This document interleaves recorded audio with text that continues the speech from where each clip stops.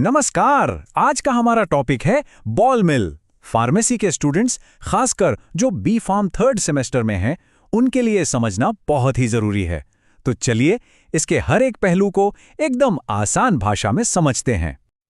आज हम क्या क्या जानने वाले हैं। सबसे पहले बॉल मिल का एक इंट्रोडक्शन लेंगे, फिर देखेंगे कि ये मशीन बनी कैसे है और ये किस साइंस पर काम करती है।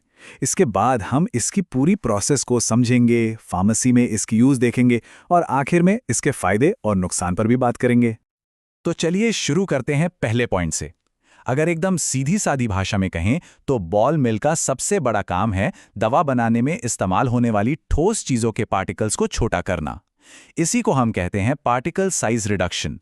तो सवाल ये उठता है कि ये बॉल मिल आखिर है क्या चीज? देखिए, इसे एक तरह का सुपर पावरफुल ग्राइंडर समझिए, जो एक घूमते हुए सिलेंडर और कुछ खास तरह की बॉल्स का इस्तेमाल करता है। इन्हीं बॉल्स की टक्कर और रगड़ से मटेरियल के कणों का साइज छोटा हो जाता है। किसी भी मशीन को समझने के लिए उसके पुर्जों को समझना बहुत जरूरी होता है ना? तो चलिए अब हम बॉल मिल की बनावट को करीब से देखते हैं और जानते हैं कि ये किन हिस्सों से मिलकर बनी है।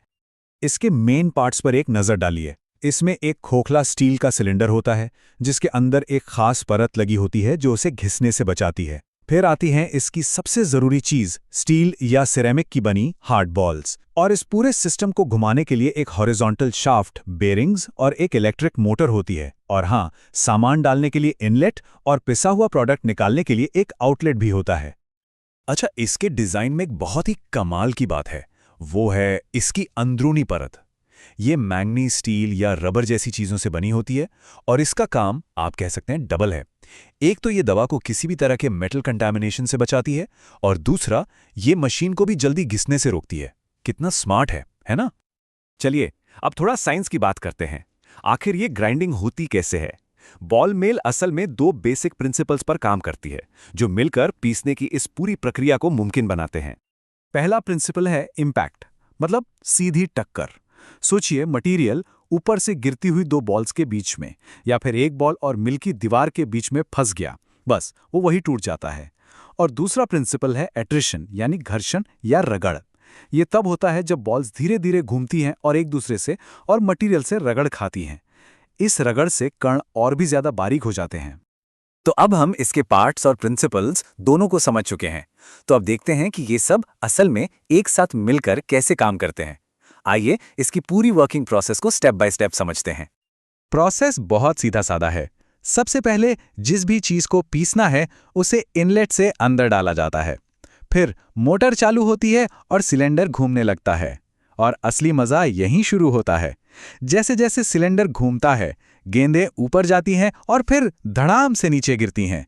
यही वो इम्पैक्ट और एट्रिशन है जिससे माल पिसता चला जाता है और फाइनली आउटलेट से हमें एकदम बारीक पाउडर मिल जाता है। यहाँ एक बहुत ही इंटरेस्टिंग पॉइंट है। सिलेंडर को बॉल्स से पूरा नहीं भरा जाता, सिर्फ 30 से 50% तक। अब कोई सोचेगा ऐसा क्यों? अगर हम इसे बहुत ज्यादा भर देंगे तो बॉल्स को गिरने की जगह ही नहीं मिलेगी, और अगर बहुत कम भरेंगे तो टक्कर ही नहीं होगी।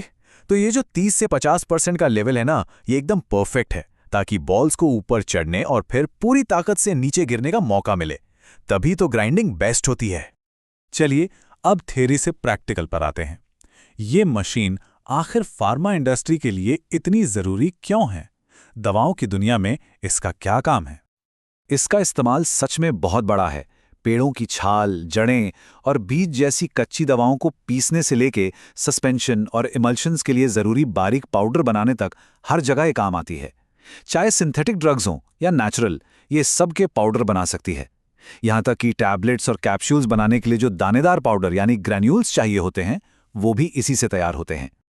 तो अब तक हमने ये जान लिया कि बॉल मिल क्या है, कैसे काम करती है और कहाँ इस्तेमाल होती है। अब जरूरी है कि इसका एक बैलेंस्ड व्यू लिया जाए, यानी इसके फायदे और नुकसान दोनों पर एक नजर डाली जाए। चलिए अब इसके फायदों और नुकसान पर एक नजर डालते हैं। सबसे बड़ा फायदा तो ये है कि ये गीली और सूखी दोनों तरह की ग्राइंडिंग कर सकती है। हार्ड से हार्ड दवाओं के लिए ये बेस्ट है और पाउडर भी एकदम एक जैसा बारीक बनाती है। पर हाँ, कुछ कमियां भी हैं। ये मशीन काफी भारी भरकम होती है और बिजली भी बहुत इस्तेमाल करती है।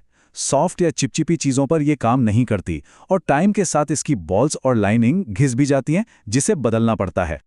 तो कुल मिलाकर सबसे ज़रूरी बात यह है कि किसी भी दवा के असरदार होने के लिए उसके पार्टिकल्स का साइज एक जैसा और बारीक होना बहुत ज़रूरी है, और बॉल मिल इसी काम को पूरा करने में एक बहुत बड़ा रोल निभाता है। तो चलिए, जाते जाते एक सवाल के साथ आपको छोड़ते हैं। हम जानते हैं कि ये मशीन बहुत एनर्जी इस्तेमाल करती है और इसमें टूट फूट भी होती है। तो सोचिए, भविष्य में कौन सी नई टेक्नोलॉजी या इनोवेशन आ सकते हैं जो फार्मास्यूटिकल ग्राइंडिंग को और भी बेहतर, किफ़ायती और सस्टेनेबल बना सकें। इस पर ज़रूर सोचिएगा।